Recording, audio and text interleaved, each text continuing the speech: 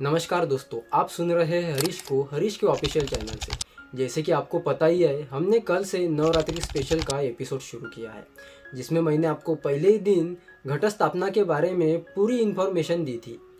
जो कि घट स्थापना क्या है, घट स्थापना और कलश स्थापने में क्या फ़र्क है, घट स्थापना क्यों करते हैं नवरात्रि में, वो भी स्पेशली, वो सारी बातें। और आज हम जानेंगे कि नवरात्रि के प्रथम दिन कौन से देवी की पूजा की जाती है और क्यों, क्या है उसके पीछे की संपूर्ण कथा। चलिए बढ़ते हैं हमारे वीडियो की तरफ। सबसे पहले आपको एक स्तुति मंत्र बताना चाहता हूँ, जो कि नवरात्रि के पहले देवी के बारे में ही है, जो कि शैलपुत्री माता के बारे में। वंदे वंचित लाभाय चंद्रार्थ कृत शेखराम ऋषारूढ़ाम शूरधराम शैलपुत्री यशस्विनी। अर्थात माता शैलपुत्री का वाहन ऋषभ है। ऋषभ मतलब नंदी को कहा जाता है, इसलिए यह देवी ऋषारूढ़ा नाम से भी जानी जाती है। इस देवी के दाएं हाथ में त्रिशूल धारण है और उनके बाएं हाथ में कमल सुशोभित है। और यही देवी प्रथम दुर्गा देवी है और यही सती के नाम से भी जानी जाती है। उनकी एक कहानी बहुत प्रचलित है, जो कि मैं आपको इस वीडियो में बताऊंगा। सबसे पहले आपको बता दूं कि माँ दुर्गा को सर्वप्रथम शैलपुत्री के रूप से ही क्यों पूजा जाता है, क्योंकि हिमालय के वहाँ पुत्री के रूप में जन्म लेने के कारण उनका नामकरण शैलपुत्री के नाम से ही हुआ।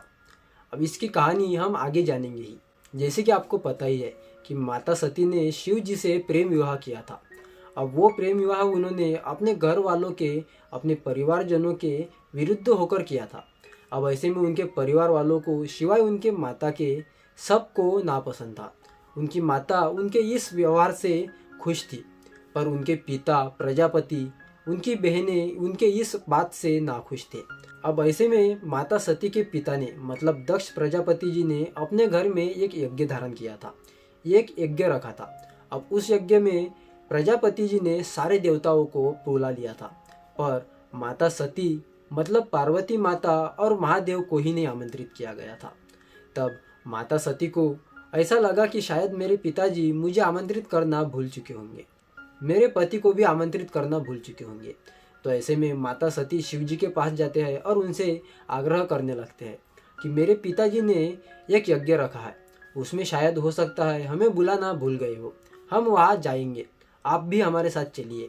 तब शिव जी उनसे कहते हैं कि हमें वहाँ पर आमंत्रित नहीं किया गया, तो हम वहाँ पर कैसे जाए। तब माता सती उनसे बहुत आग्रह करती है। तब शिव जी उनका हट नहीं टाल सकते। तब शिव जी ने उन्हें वहाँ जाने की अनुमति दे दी। अब वहाँ जाते ही उनके बहनों ने उनका आदर सत्कार नहीं किया और जाते ही उनके पति के बारे में, मतलब महादेव जी के बारे में भले बुरे शब्द कहने लगे। अब वो सारी बातें माता सती सहन ना कर पाई, तो वो अपने माता के पास गई। उनके माता ने तो उनका आदर किया, उनका सम्मान किया, उनका बहुत अच्छे से स्वागत भी किया। तब वो अपने पिता के पास गए। अपने पिता के पास जाकर उन्हें वही सारी बातें सुनने को मिली जो उनके बहनों के तरफ से मिली थी। उन्होंने अपने पति का अपमान भी वहाँ पर बहुत सह लिया, पर एक लिमिट तक। अब एक सीमा समाप्त होने तक माता सती ने अपने पति का अपमान सहन लिया।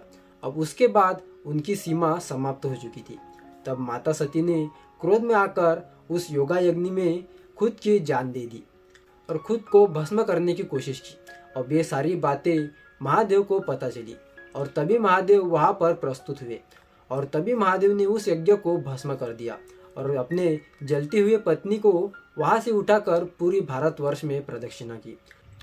और बहुत क्रोध में भी थे महादेव। तब सारे देवतागण प्रभु महादेव के बारे में चिंतित होने लगे, क्योंकि उनकी क्रोधाग्नि बहुत ज्वलनशील थी, पूरे विश्व को समाप्त करने वाली थी।